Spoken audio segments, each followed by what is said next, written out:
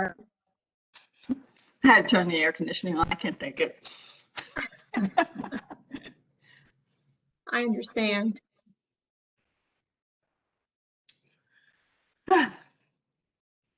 It's like I'm not feeling really great, and I think it's the air. Mm-hmm. I can imagine. It's extremely humid where you are. Yeah, and you don't really notice it so much. There's usually a good breeze and stuff, and I think sometimes it just kind of catches up with me without me understanding what's going on. Yeah.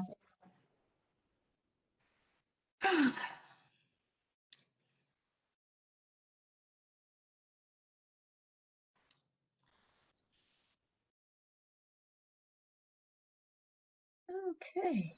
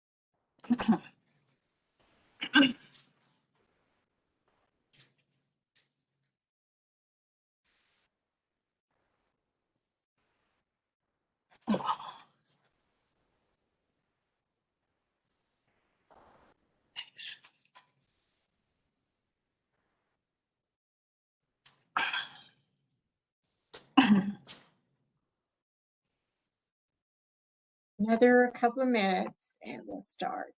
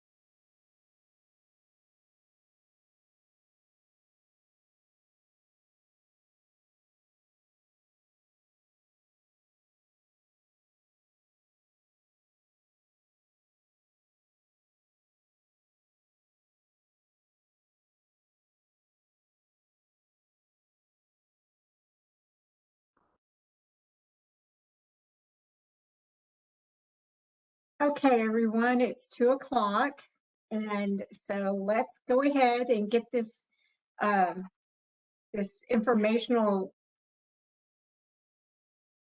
presentation going.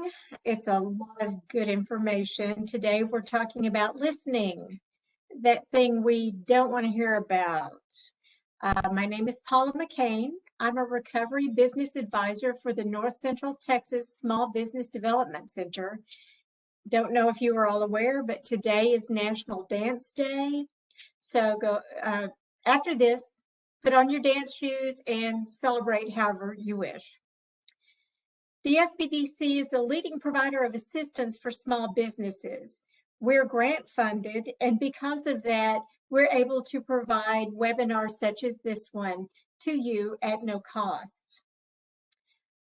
And now I'd like to present Lorna Kibbey, who's going to talk about listening. Again, that thing we don't want to hear about. If you have questions during the presentation, please put them in the chat room and we will address them at the end. And talking about Lorna, she's an ASBDC conference speaker, American Small Business Development Center speaker. She has 10 years of experience working at the SBDC in the Florida Gulf Coast region at the university. She's a leadership expert, and we are so happy to have her with us today. Thanks, Lorna. Hello. Hi, everybody. Happy to see you today. I just want to go back and say, that chat thing, yeah, that's big. I love for people to chat and interact with me in this. I'm used to like being in person like we all are, and I'm missing that. I know a lot of us are missing that. So, anything that you can do to help me make this a little bit more interactive and keep you engaged is cool with me. So use the chat feature. I'll try to keep an eye on it as we go. And I know that Judy and Paul will be helping me out too to see if there's any questions that come up. So today is about listening. It cracks me up. I laugh when I say it because when I do sessions for people and we talk about communication, listening is the place where they like start to turn me off. It's like nobody really wants to talk about it. It's like, I think it's because we've heard so much before and we really kind of know the right things to do when it comes to listening, but it seems like we need a constant reminder. It should be simple, but it's really not simple. It's really tough. So I'm hoping to give you some really succinct things today, some specific things to think about and to remind you of, because as I said, I recognize a lot of you have been to listening workshops before. So, I challenge you to try to listen, even though you don't want to listen.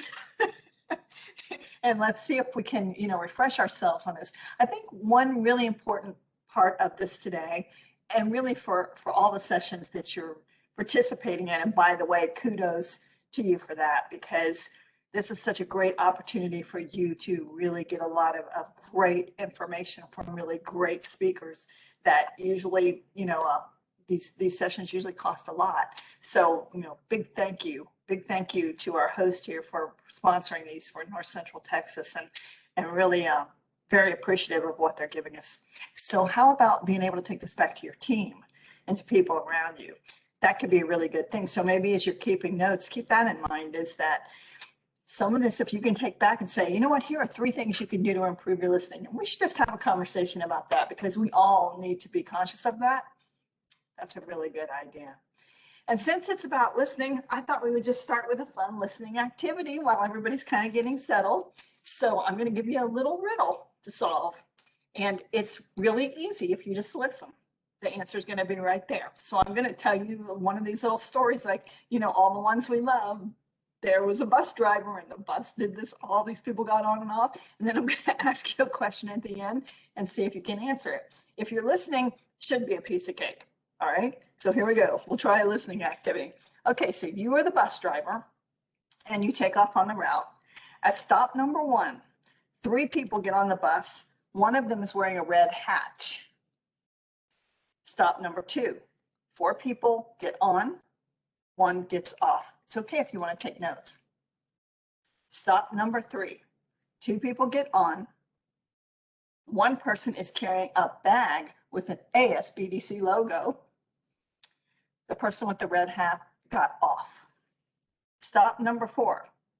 3 people wearing blue shirts with the ASBDC logo got on, but 1 got off right away. I think we might be really close to where the conference is being held. Indianapolis, I hope so.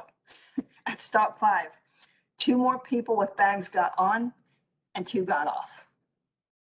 Okay, so here's the question. What is the age of the bus driver? If you know it, put it in chat. See if anybody can get it. Simple listening activity. Uh-oh, I'm getting no responses. I got 1. Too many?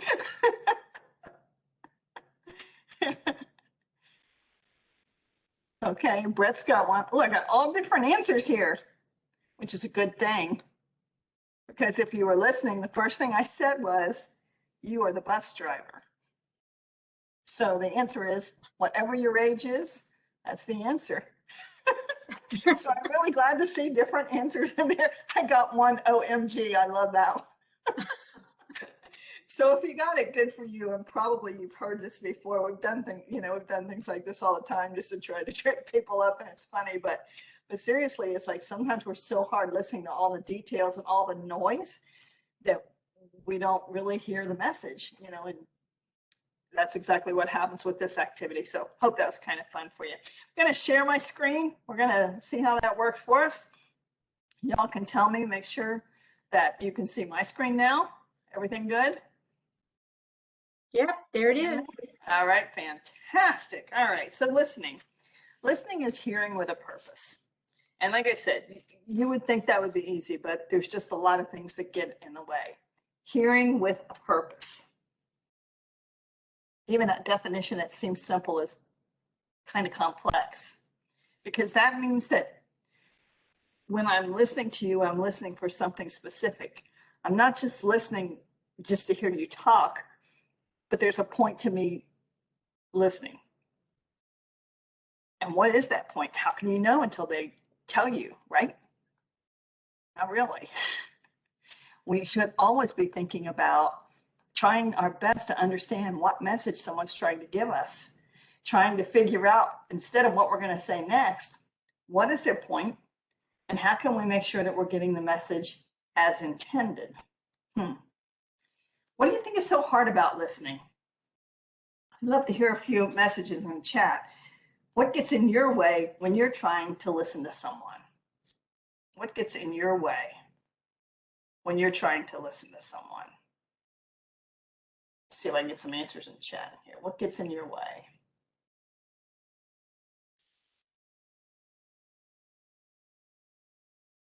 I want to butt in.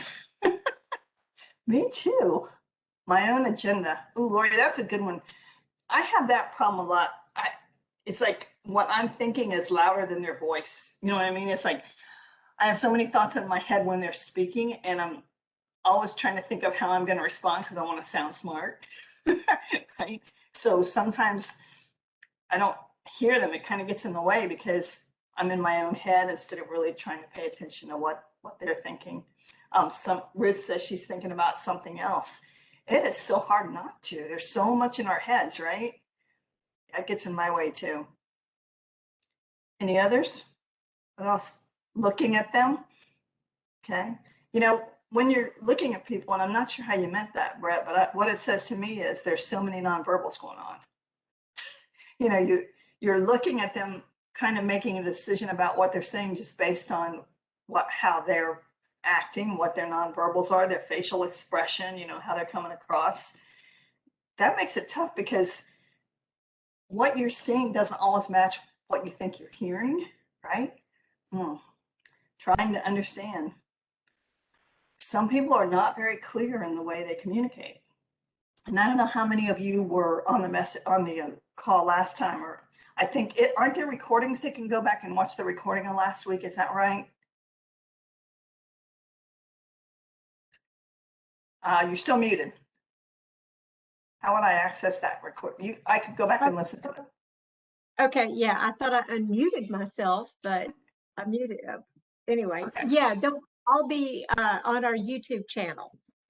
Oh, cool. Okay. So if you missed last week's session on communication, which was our starter for the series, then you might want to go back and look at it, because one of the things we talked about was how to structure your message, how to really clear your own mind on the right way to give a message so that you're delivering the same message consistently all the time. Sometimes it's our fault. Oh, come on. A lot of times it's our fault that they don't hear us right, because we haven't taken a few minutes to think about how we can clearly state that message to our receiver. So yeah, definitely just trying to understand what they're telling us sometimes. Sometimes it seems like they're talking too long to me. It's like, I just wish they would get to the point. It's like they're beating around the bush, and it's like, I can think so much faster than they can talk that sometimes I've tuned out for quite a while before they finish. And I know that's not very good, but it happens, right? Because we can think so much faster than they can speak. Sometimes there's just noise around me that distracts me too. Like I heard you guys are having a storm today. Honestly, if I'm like in a meeting or something and there's a storm, it's distracting. If I hear thunder and stuff, Like I heard somebody say before we started that their dog is terrified of storms. See, if I'm in a meeting or if I'm talking to somebody and there's thunder and I know my dog is terrified, that's where my mind goes. So I'm not listening to you. There are things that get in the way that are not your fault. It's just me. So we as communicators have to be aware of all of these things that are going on, because it's really up to us to make sure that people get our messages correct and that we get their messages correctly. So this is why listening is so hard. There's so much interference. There's so many things. What gets in your way? There are so many things, right? I'm sure a lot of you have things too that you haven't been able to put in chat, especially like if you're driving, like I know a couple of you are, don't stop and put in chat. That's okay. Last week we talked about this, and I just need to revisit this for folks who are new to the listening thing, how we communicate. We talked about a guy named Albert Moravian, and I won't go into the depth that I went in last time. You can go back and watch the recording. But basically, here's what it comes down to. Moravian did a lot of research and concluded there's 3 ways in which we interpret information. It's either through tone of voice, the words we speak, or the visual clues that we give off. And he even went so far as to assign percentages. He said that 38% of the message that we interpret is coming from our tone of voice, and 7% of it are the words that we use, and the rest, which is a whopping 55%, is from the nonverbals. That's important for us to understand as listeners, because when we are listening to people, all of these things are coming together to help us interpret. And that's why when we talked a minute ago about, maybe the nonverbals don't match, that distorts the message. So I may be saying one thing, but if my nonverbals don't match, that distorts the message and I may get the wrong message. The words that we use. I've known some people, maybe you have too, who really think the words are so important that they've talked over my head. They'll use, let's see, what do we call that? When people use their acronyms and $50 words and, all of those things that kind of take away from it. Have you ever heard somebody use an acronym you didn't know what it meant? Those kind of things really get in the way of you hearing the message correctly.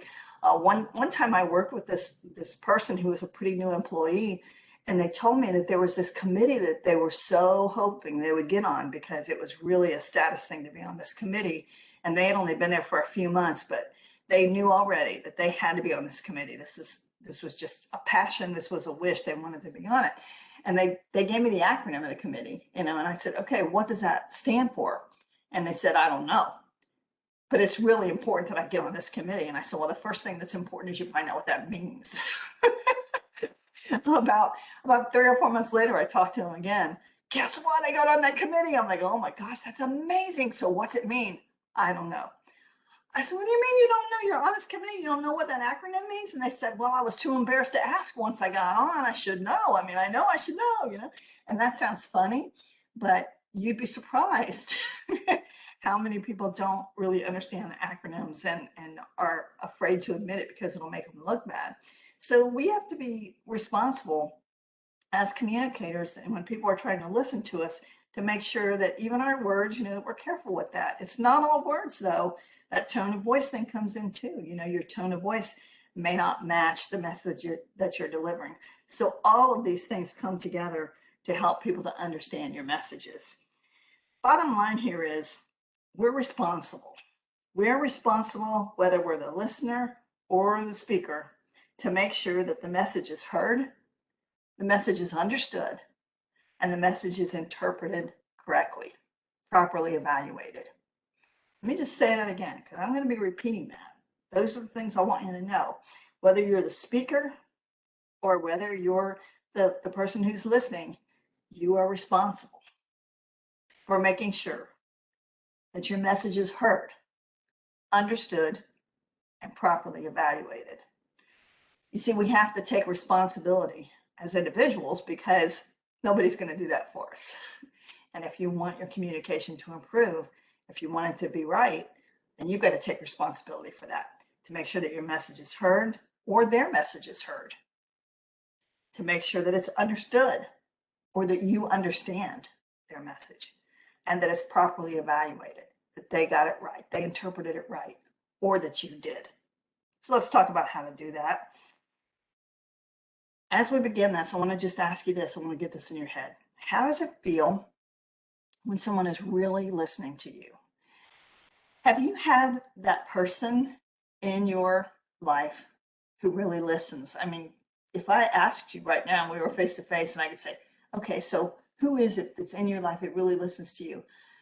There's probably someone you could name that you know that when you talk to this person, they are on board with you. They're listening, they're paying attention, they're interested in what you have to say. Do y'all have somebody like that? Can you think of someone?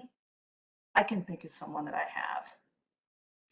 And the thing that I think about is I know that she's really listening because she gives me signals. Can you, if you're able, could you give me some chat on this?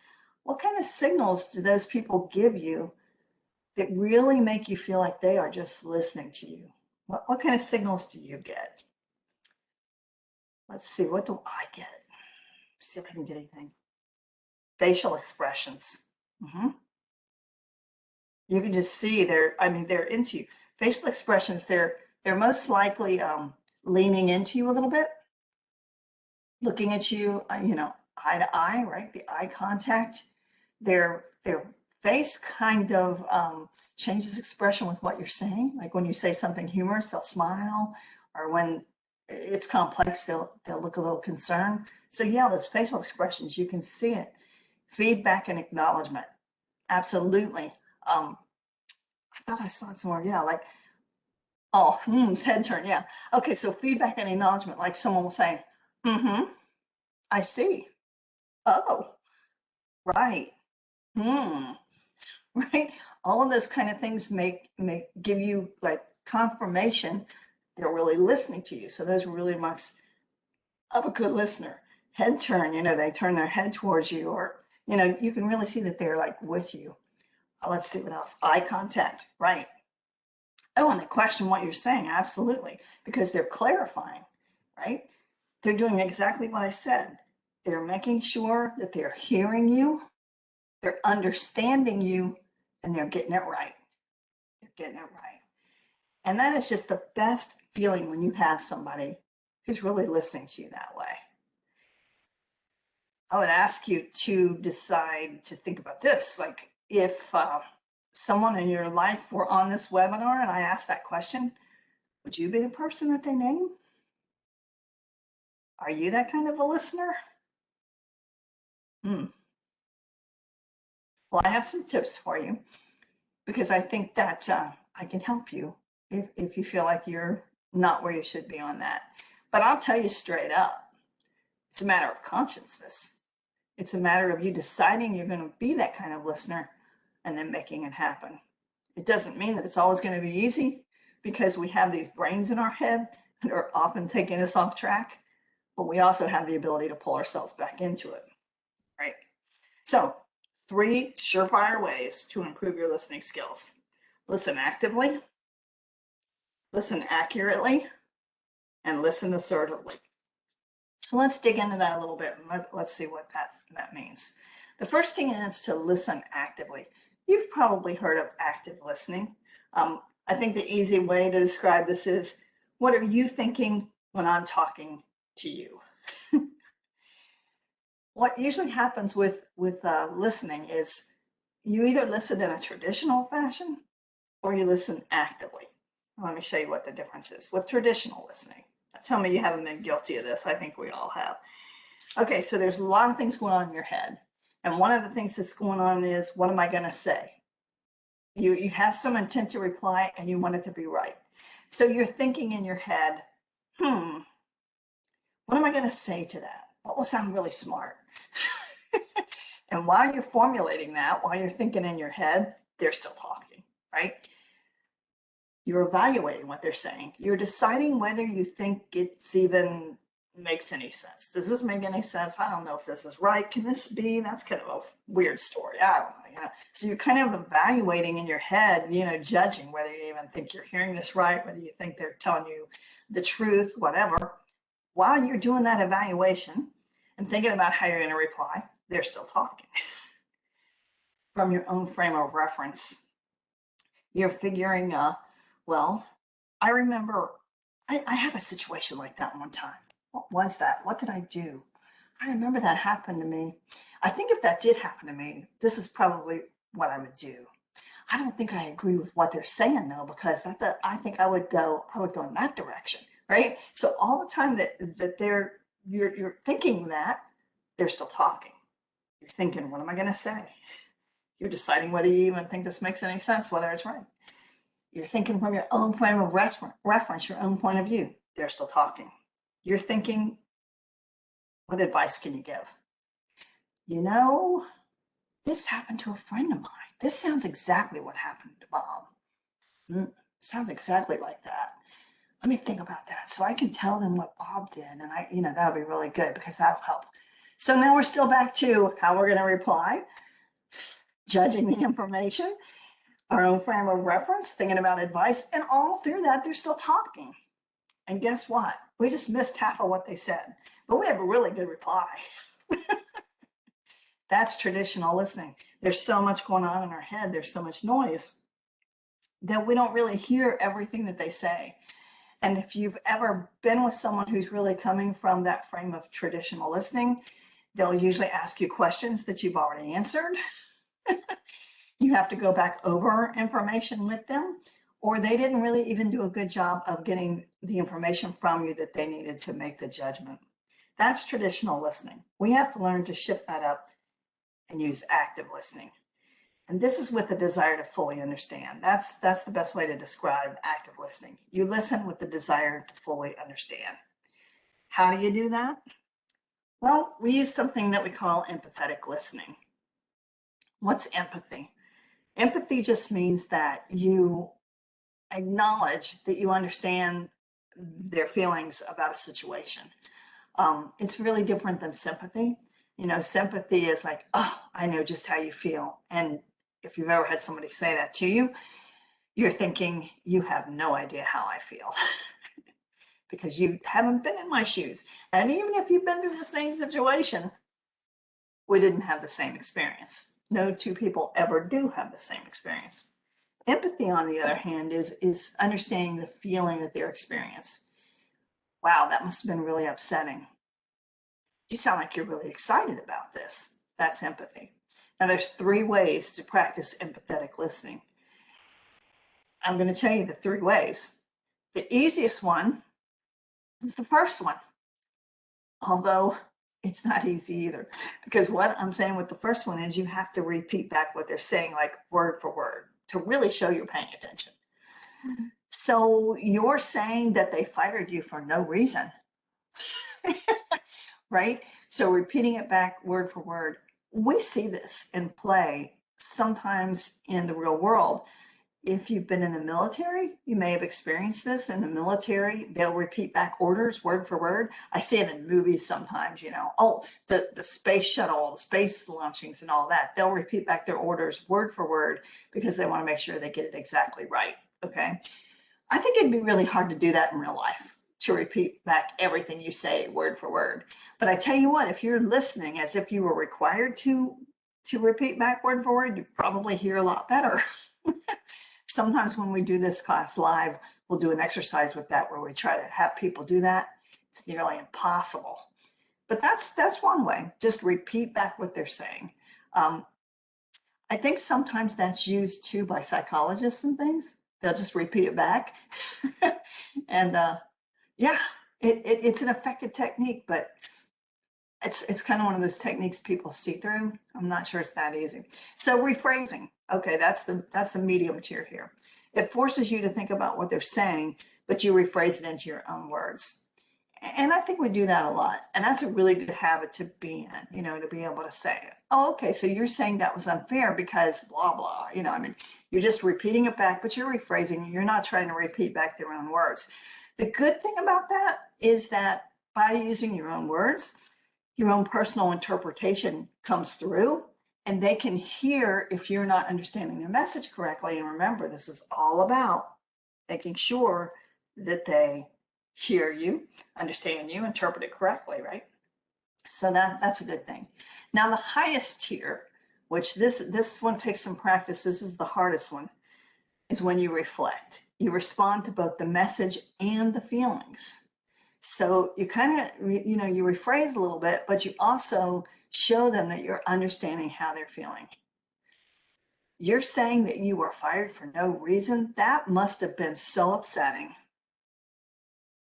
So when you use that, it really helps people to extend the conversation because they feel like you're understanding them. They feel like you're part of this, and it works great. You know where this really works great? It works great with kids, especially teenagers, to let them know that you can see that they're upset. You can see that they're frustrated, and then rephrase what happened so that they'll see that you're really listening to them. See, so many times what we want to do is we want to go back to reflective. We just want to jump in there with a response. Many times people don't really want your response. They just want to know that you're listening and that you care. And that's empathetic listening. So I would really recommend you try to use that active listening. It creates trust. It creates positive relationships. Here's a few examples for you of listening response, the active listening responses, just in case you're not familiar with this. You can say things like this. What I'm hearing you say is that a webinar on listening is really probably a pretty good idea. In other words, you feel that this is something that you can take back to your team and that it will be worthwhile. It sounds as if you are saying you've been to a listening webinar before, that you could still use some refreshing. Let me make sure I have this right. You're loving this webinar and you're just so excited you wish it would go on for hours. Okay, maybe I'm getting carried away. It sounds like you're feeling positive about this. So those are just some phrases that you can use. I guess I would ask you to practice this. And if we were live, we'd practice it. But what do you think a practice would look like? How would you practice this? How would you practice this with someone? Because that's what you're going to need to do is practice, just so that you remember how to do it. And I would just recommend that what you would do is try to get the other person on board with you, to look, I'm going to try this. I want to use this technique, and I'm wondering if you would like to try it with me. Yeah, maybe practice it. I'll tell you why I think practicing is so important. Here's a story for you. This guy.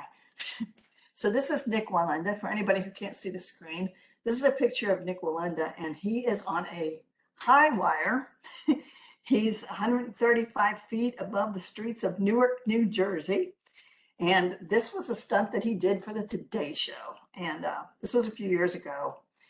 But it's particularly meaningful to me because I happened to be looking at the Today Show, getting ready for work when this was on. And when I saw it, I was freaking out because he was riding this bike and it wasn't going well. He had the tires, the rubber tires are stripped off the wheels, so it's like that steel on steel on his cable. And you can see, if you're looking at the picture, that the cable starts to go up a little bit. So he's going up to the skyscraper where he's going to end his ride, and the metal on metal starts rubbing and the wheels aren't going anywhere. I mean, he's pedaling, but he's just spinning in the same spot on that wire. He doesn't have any forward motion. It looked really scary. And that's just the minute when I tuned into it on TV. And I'm like, oh my gosh. And it was right when reality TV was breaking big. And I looked at it and said, you know what? If he falls off this wire, he will actually die. I've got to watch. So I stopped everything and watched it. It was scary, but eventually he did get a little traction going and he made it. But he was visibly shaken. And when he got to the top, there was someone there from the Today Show to interview him. And actually, it was Matt Lauer. That's how long ago this was. But, Matt Lauer said to him, that looked really scary. I was a little bit scared. And Nick Walenda said, I was too. That was kind of creepy. And then Matt Lauer asked him what I thought was the stupidest question any journalist could ask. I was like, well, why did you ask him that? He said, so Nick, what would you say to the people at home about what you just did? What advice would you have for them? And I'm like, what's he going to say? I mean, this is a high wire, 135 feet. above the ground. What's he going to say? You know what he said? It shocked me. He said, don't try this at home. Like, no kidding, Nick Wallinda. But then he went on. He said, don't try this at home. It takes a lot of patience. But you know what? People can learn to do this. It just takes a lot of practice and dedication. I was floored. I'm like, how could you? He said, don't try it at home, but people can learn. But it takes a lot of practice and dedication. Why am I telling you that story? I'm telling you that story because I think listening is the same way. I think active listening is the same way. I think anybody can do it, but I think it takes a lot of practice. And I think we can definitely learn, but active listening takes a lot of practice. That's the truth of it. So it's something that we have to consciously do and practice. So I would encourage you and challenge you even to think about ways to really practice your active listening and try to stop yourself from all that noise in your head to really focus on the person that you're talking with. When they're talking to you, pretend that you're going to have to repeat back every word and look at the change in how you listen. I promise you, you'll be amazed because you'll find yourself listening in more depth than you ever have. So we have to practice that active listening. Why? Because it's up to us to get it right. It's up to us to make sure that we heard their message, that we understood their message, and that we got it right, that it was properly evaluated. Take responsibility for listening actively. Okay. We also want to listen accurately. That's a little harder. Listen accurately. So let me tell you a lesson that you probably learned back in, I don't know, Communication 101. There are 3 stages of listening. There's receiving, there's processing, and there's responding. This is how listening works in 3 stages. The problem is there's a lot of ways this can go wrong. So receiving is when you're taking in the speaker's message through your senses, most notably through hearing and seeing. That's receiving.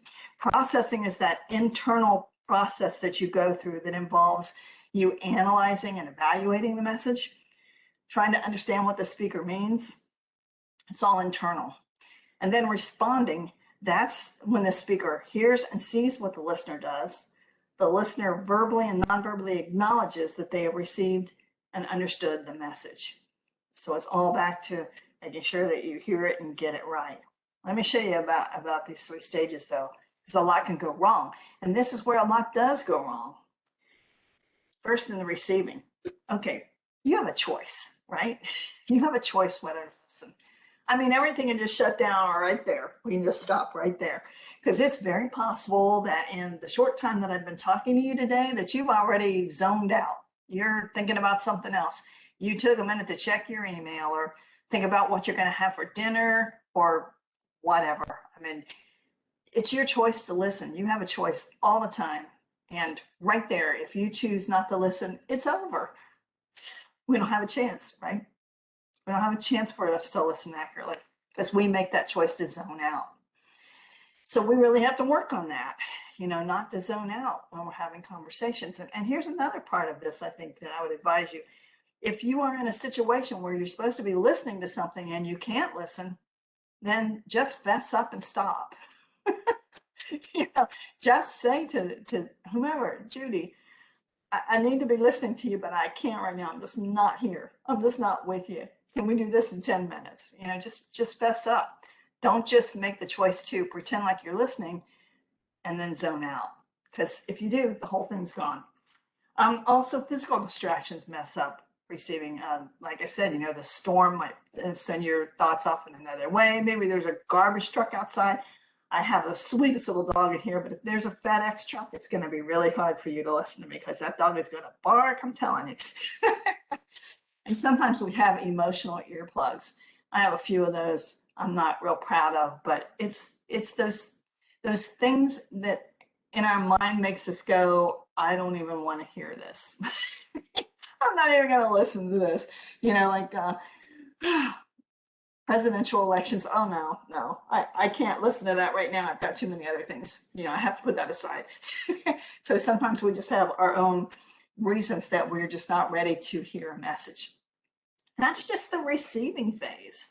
Look how many things can go wrong right there. If we make it through the receiving phase, if we make it that far, now we get to processing, where things are not much better. Because now we have all kinds of things that can interfere there.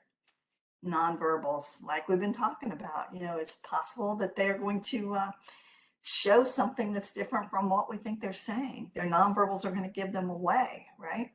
So we think we're hearing them. They give us some kind of an eye roll or some kind of a signal. They turn their head and look out the window. You know, we keep talking anyway. We wonder why they didn't hear us because they're totally distracted. So watch out for those nonverbals. They can really throw us. Even tone of voice. I'm going to show you a little activity with tone of voice in just a minute. But tone of voice can give you away. You know, when someone's trying to tell you how exciting this picnic is going to be, and you can hear the sarcasm dripping in their voice, right? And you know that they don't really mean it. So, and then we have these things called filters. And I'm going to show you a thing on filters in just a minute. But filters, it's like in our brain, we have all these little things in our brain. You know, you've seen those pictures of our brain with all those little channels of stuff. But some of them have filters in them, you know, that block us from really understanding things or hearing things in the way they're intended. I'll show you that in just a minute. Okay, so those are the first two. And you can see how hard this is. I mean, if we make it through receiving and we make it through processing, now we get to responding. This is where we check understanding, we evaluate the content, and we draw our conclusions. If we get there, because as you can see, it's so hard just with the first two, it's so hard to get into this. So let's take a look at a couple of these things like processing. When I'm talking about filters, all of these things are going on in our heads. There are all these things that can block us from getting the right messages. Memories, you know, somebody says something, it takes you back in time. It takes you somewhere else. You remember it a different way. It can never be the way this person is describing it because in your memory, that's not how this works. You know, that's not what a baseball game is like.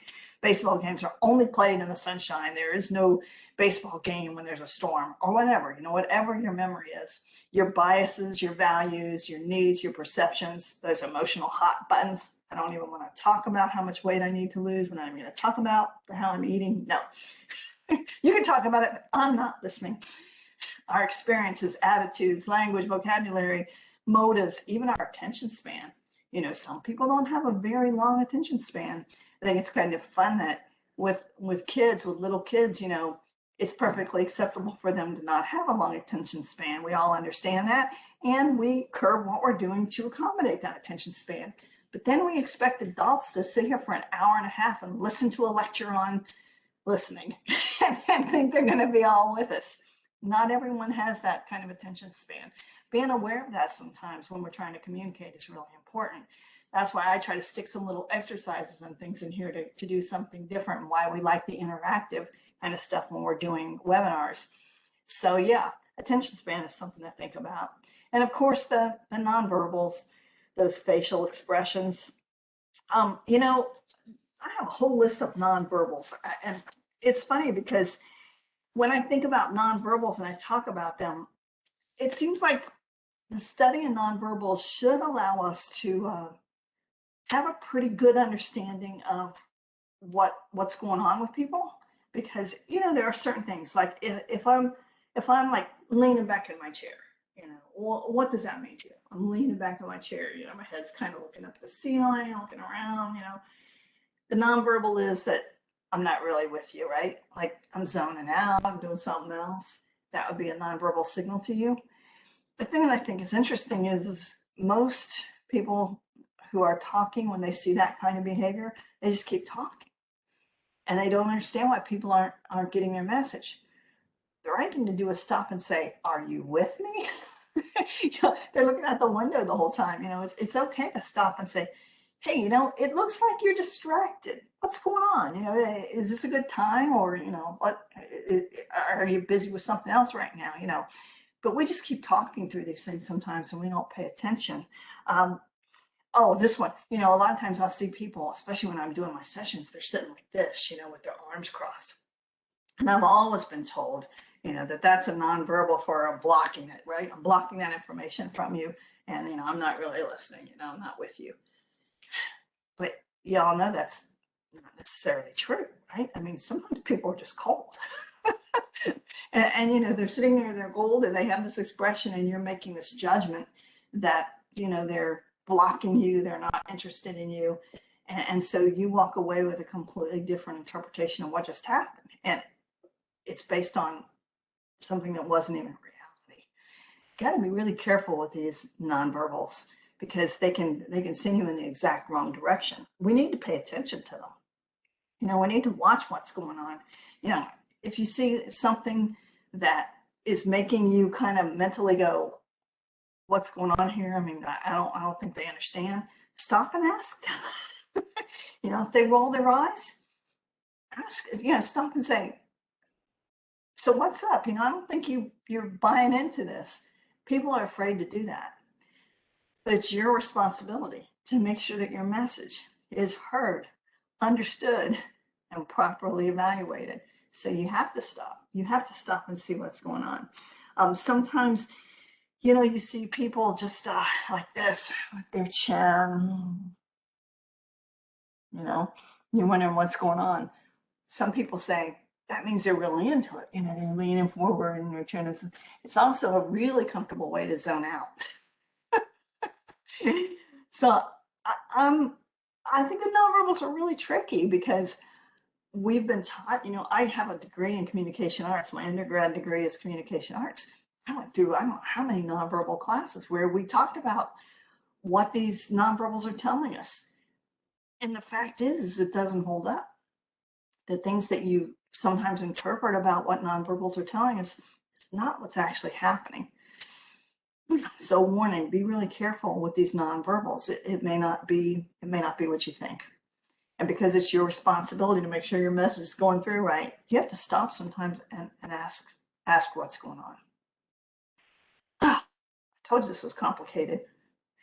Oh, and even the tone of voice. Tone of voice can change everything. You know, it's like you think you're hearing one thing, but even the emphasis that you put on words, like this right here, I never said this session was boring, is very different from I never said this session was boring, which is different from I never said this session was boring. I never said this session was boring.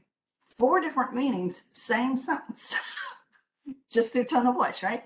I never said it, but he did. I never said, and you're going, yeah, sure, you never said it, right? That just sounds like a lie. I never said this session is boring, but the other 3 were terrible. I never said this. Yeah, this session, you know, whatever, however they emphasize words, right? It can mean something different. So tone of voice, even word emphasis. Again, though, it's maddening. There's no absolutes. Some people have kind of a monotone voice, and you think they're really not with you. I've made some whopper mistakes judging people based on their nonverbals, based on their tone of voice, sometimes some whoppers. And you know, where I was embarrassed because I rushed to that judgment. We have to be really careful about that. I remember probably one of the worst I did was I was doing a training class, and I had this room full of people, and I had one person who, you know, I'm the kind of person that when I'm in front of a group, I can really tap into the audience. I'm watching to see what's going on. I have a pretty good sense of what's happening when they're bored, when they're with me, when they're excited, when I need to take a break, you know, whatever I need to do.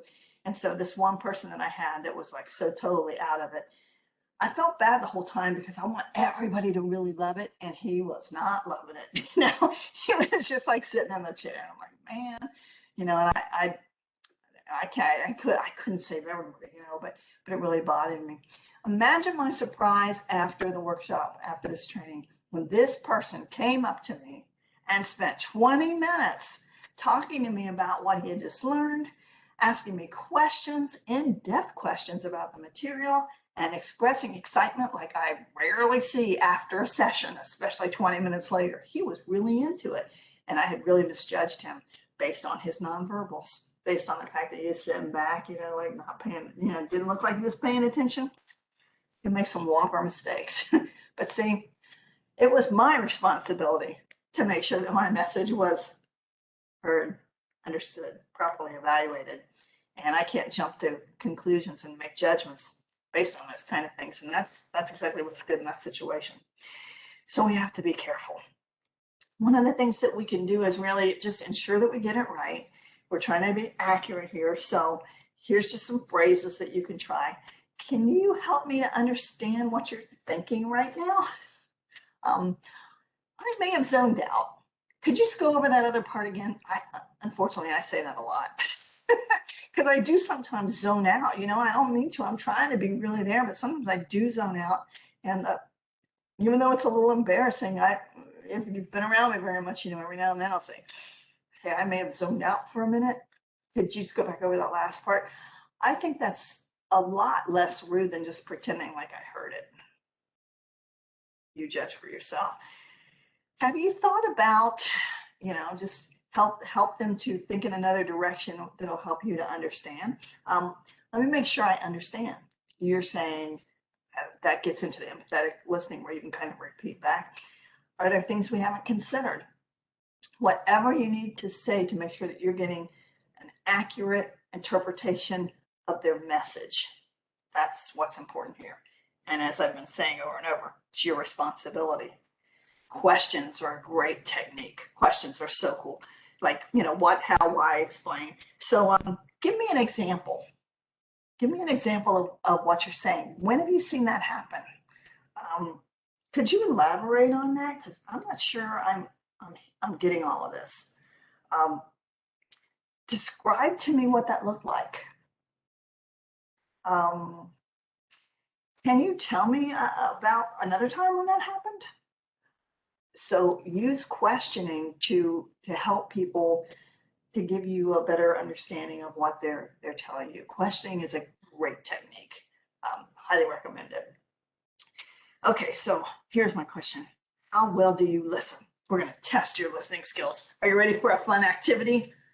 Yeah, we're ready. All right, we're going to try this.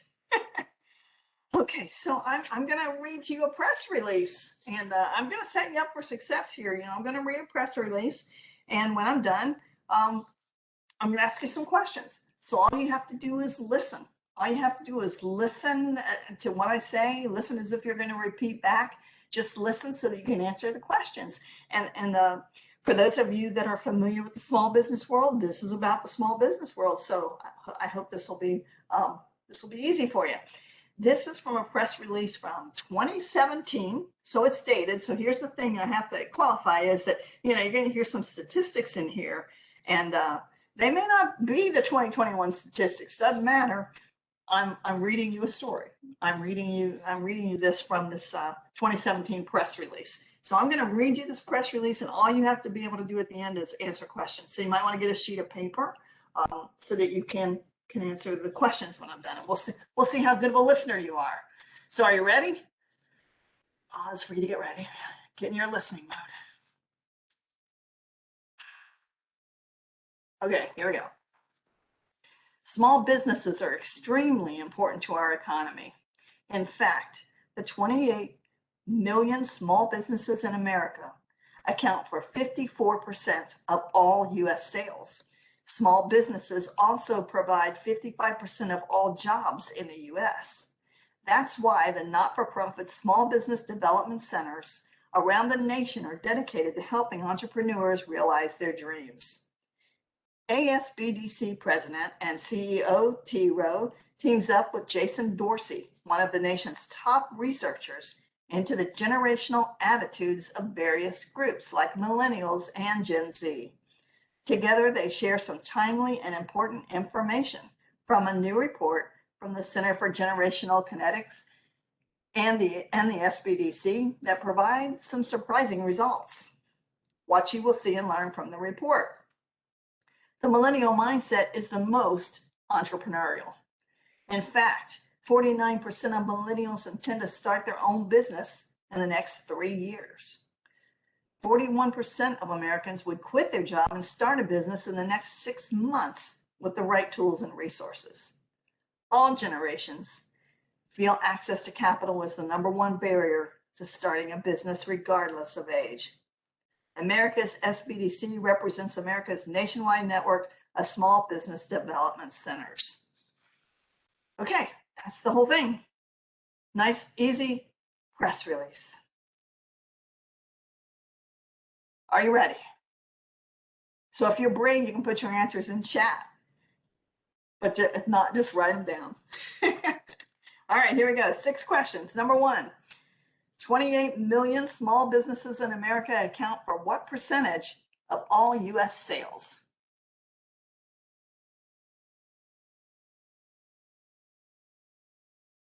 Okay, got some answers coming across there.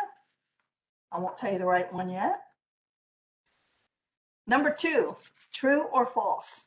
Small businesses provide 54% of all jobs in the U.S.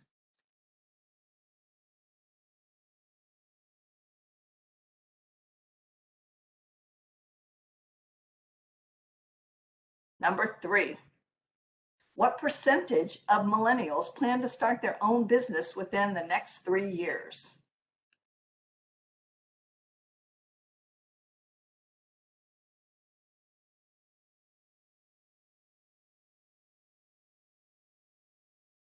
Number 4, true or false? 41% of millennials would quit their job and start a business in the next 6 months with right tools and resources.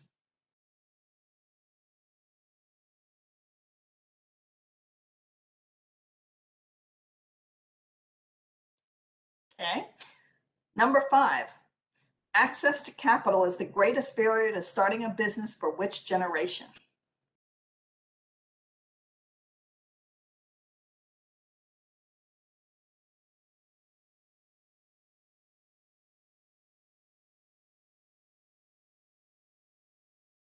And our final question, with whom did our SBDC president team up with to share relevant information?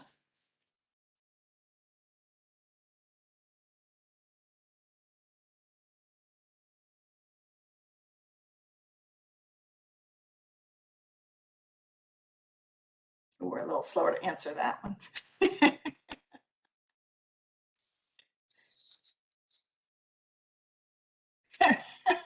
Fail.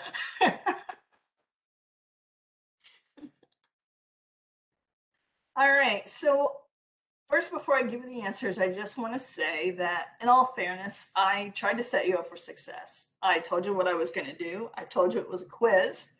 I've talked to you about how to listen actively. And I read about something that you all know about, which is small businesses. So I should have set you up for success. I think you should have done pretty well, but let's see how you did. Question number 1, 28 million small businesses in America account for what percentage of all U.S. sales? And the answer there was 54%. And I saw several of you got that right. I think somebody put 55%. For those of you that didn't get it right and didn't put anything in chat, that's okay. You don't have to. Point taken. It is false that small businesses provide 54% of all jobs in the U.S. because the number was 55%. So that was a trick question, but yeah, I was trying to get you mixed up on that 54 and 55. So the answer was 55%, so that one was false. Number 3, the percentage of millennials that plan to start their own business within the next 3 years was 49%. And I saw a lot of you got that right. Yeah. We're going to see if anybody got them all right. Number 4 was false. And I think a lot of you missed that one. It said 41% of millennials would quit their job and start a business in the next 6 months with right tools and resources. But the text in the press release said 41% of Americans, not millennials. 41% of Americans would quit their job and start a business. Number 5, access to capital is the greatest barrier to start a business for which generation? And the answer to that, which several of you did get, I see a couple of misses, was all. It said all generations. said that that was their greatest barrier, was access to capital. And number 6 of the answer to that was Jason Dorsey. And Lori got that one right, I see. I like Brett's answer. No clue, fail. All right, did anybody get them all right?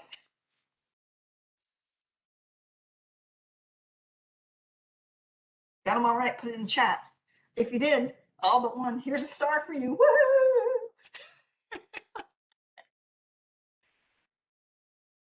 No. All but one is good. That's good. Good job. Lori did the best. Okay, here's a double star for Lori. Woo! And here's a star for everybody for trying. If you didn't get them all right, I don't want you to feel too badly, because I have something you should know. And this is pretty shocking. I don't know if you're ready for this one.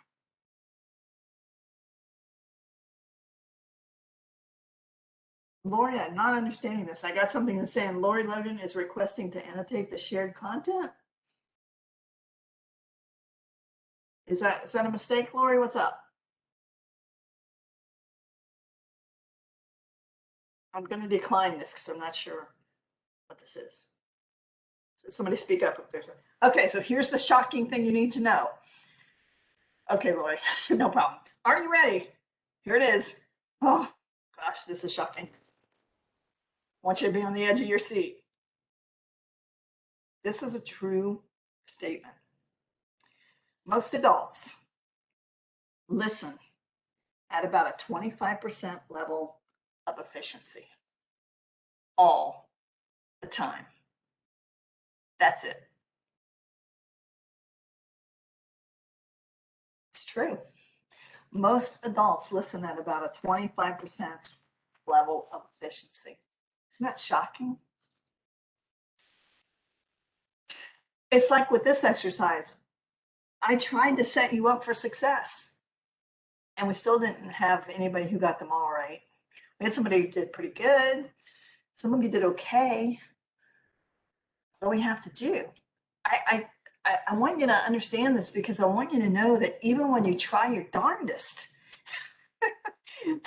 even when it's just never easy. And if you can beat 25%, then you did good. Star! You're ahead of most Americans. Isn't that scary? But that's something for us to keep in mind, you know, when we're talking with our staff, when we're talking with our customers, when we're talking with anybody. 25% is all we can expect. That really puts a lot of responsibility on us, I think, to make sure that we're being really careful to make sure that our message is heard, that our message is understood, and that our message is properly evaluated, that we get it right. We have to take responsibility for listening accurately. Right? You with me? This is from Dilbert. Your pretending to listen needs work. Couldn't resist putting that in. I thought it was funny. Okay, number 3. We need to listen assertively. Some of you have probably taken courses in assertive communication, and you know what that means. But, you know, basically when we talk about assertive communication, it's like this. If you do passive communication, which is kind of, you're a little bit, you know, laid back with it, then you let them win. You just say, hey, you know, whatever you think, whatever, you know, that's passive. So they win. If you're aggressive, you win, but at what cost? You know, so that's not really what we want to do with communication either. But right in that sweet spot, if we can use assertive communication, then we both win. And that's what I'm talking about with listening assertively. We both win, which means, you guessed it, that we both heard the message, we both understood the message, and we both got it right. That's what we're going for. That's the sweet spot. Okay, John has to leave. Bye, John. Assertive communication involves asking for or stating what you want in a clear and direct manner, while taking into consideration the feelings and rights of others. It's not me first. involves asking for or stating what you want in a clear and direct manner while taking into consideration the feelings and rights of others. It's not me first. Okay. So we listen actively, we take responsibility and initiative, we're solution focused, and we're confident.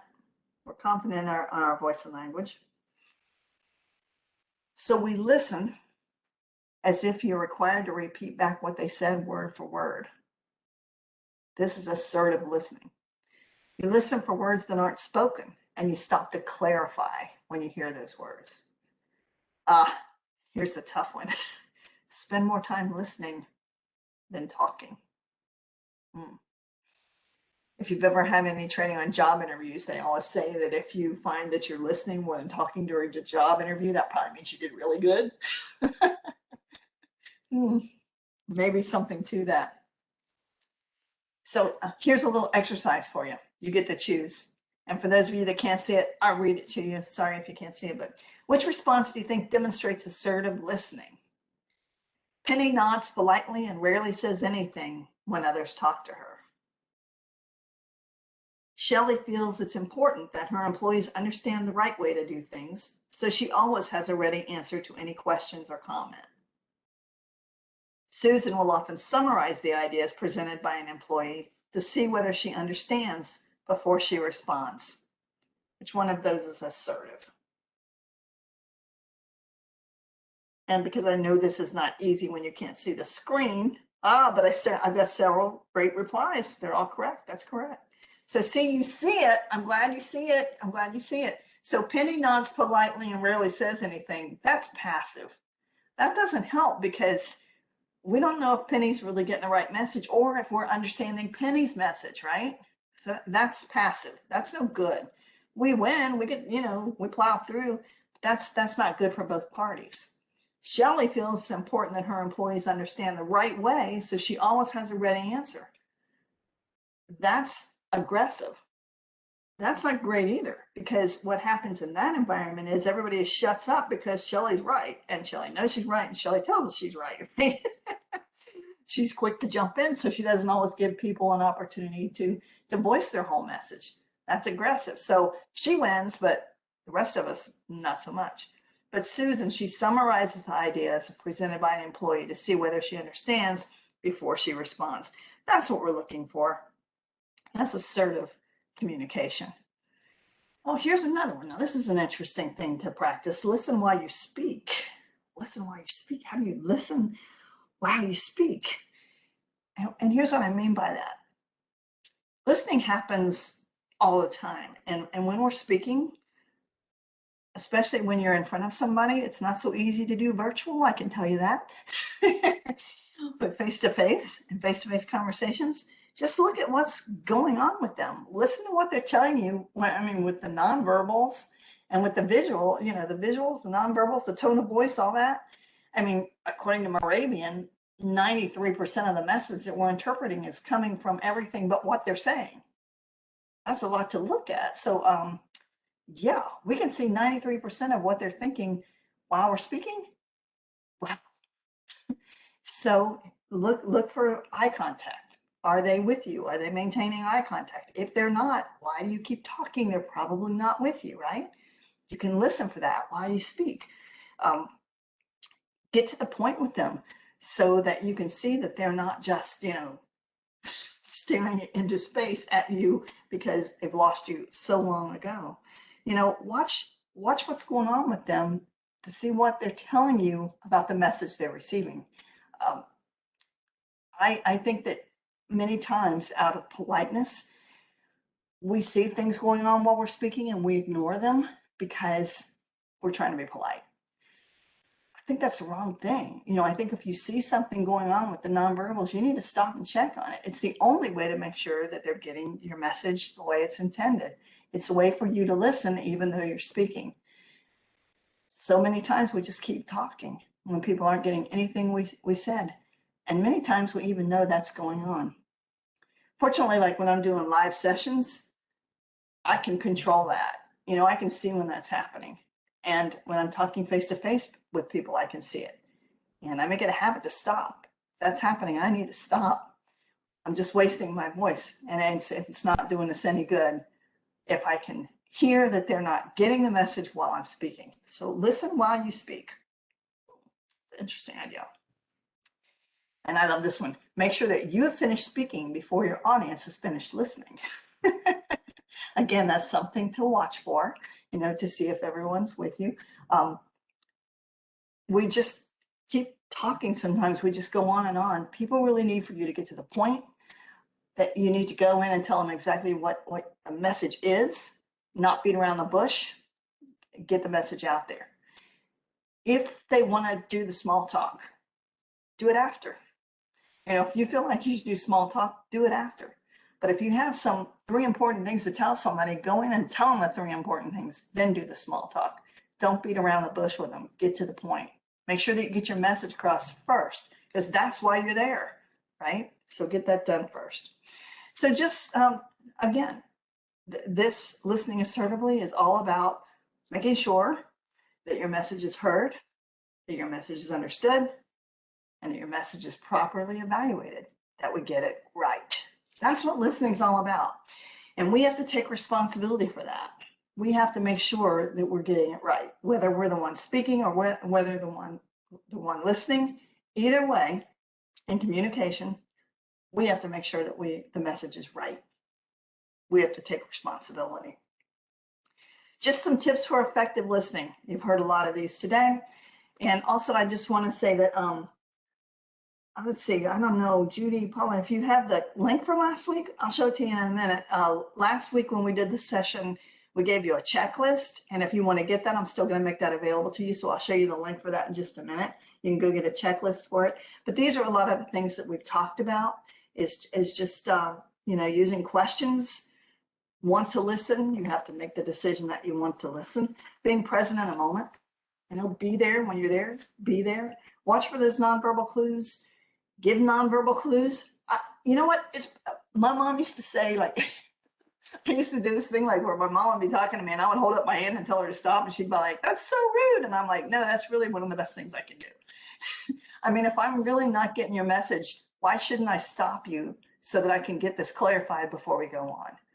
And I do that with people, and I try to do it in a non-rude way, but, give verbal clues. I mean, if you're really not getting it, let them know that you're not getting it. If you don't want to say something, at least give them a clue that something's wrong with what's going on. Control your distractions, listen while you speak, evaluate the meaning in the presence of the speaker. One of the best things that you can do is learn how to get people to repeat back when you finished your message. Whether you're the listener or whether you're the speaker. If you are the listener, it's a great idea to say, "Let me make sure that I've got this right. You said," and use your empathetic listening to repeat it back. Let them know that you're understanding their feelings to make sure you got the message right. The thing is if you don't do that, you may walk away with a completely different interpretation of what just happened than the person intended. Since you have to take responsibility for it, do it in the presence of the speaker. Don't run down the hall and say, "I just had an interesting conversation with Cindy, and I think this is what she was saying." Shame on you. You need to have that conversation with Cindy. Otherwise, it might be classified as gossip. Remember, in the end, it's up to you. You're responsible. I think I've repeated that over and over. You have to take responsibility for proper listening. I know it's not easy, but you have to get your mind into it. You have to be mentally conscious. If we could put this in the chat real quick, or maybe I can, this link, if anybody wants it from last week, it's a checklist for communication. Somebody got me, should I do it? And I'm open for questions. I'm open for questions, and then I'll close. Do we have any questions out there from anyone? I'm looking at chat right now.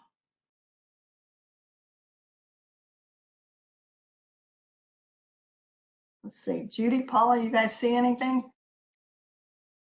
Oh, thank you for putting the link on there, Paula. Yay. Yeah, you can click on that and get the checklist from last time. I think that I typed that in right, correctly. I hope somebody check it and see if it works.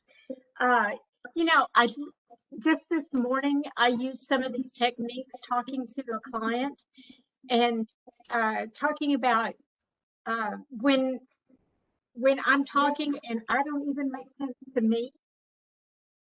I had to stop and go, wait a minute, I'm rambling. Yeah. Did you understand what I was saying? If not, Mhm. because sometimes it sounds in my mind, in my head, I know. but the way it comes out isn't always the same.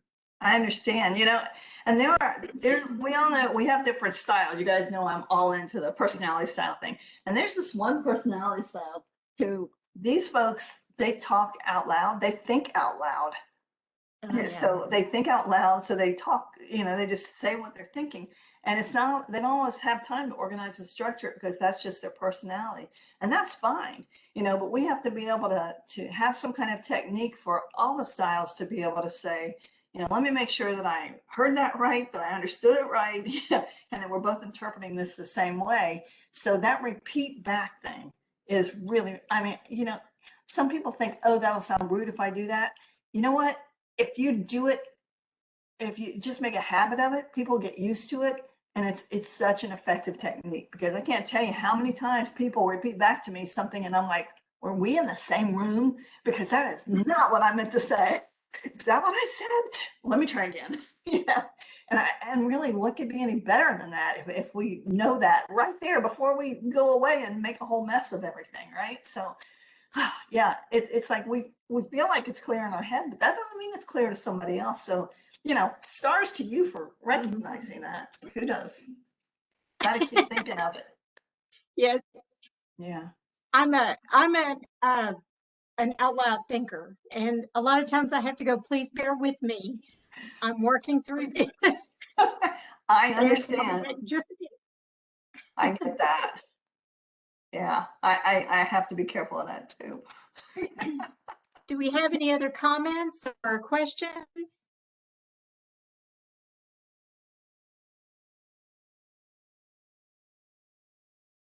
Let me share my screen here just a moment. All right. But let me just ask now, can you repeat back everything I just said to you? I'm so funny, right? You took some Yes, good notes. Yeah. 25%. That's cool, Brett. 25% of it. If y'all have any questions, you know how to get in touch. So anytime I'd be happy to talk with you. Thanks, Paula. thank you. Um, Oh, Paula, this writing effective business messages next week, May 6th, is gonna be epic.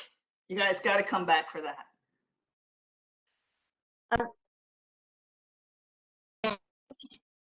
I think I'm losing some of that. I'm sorry.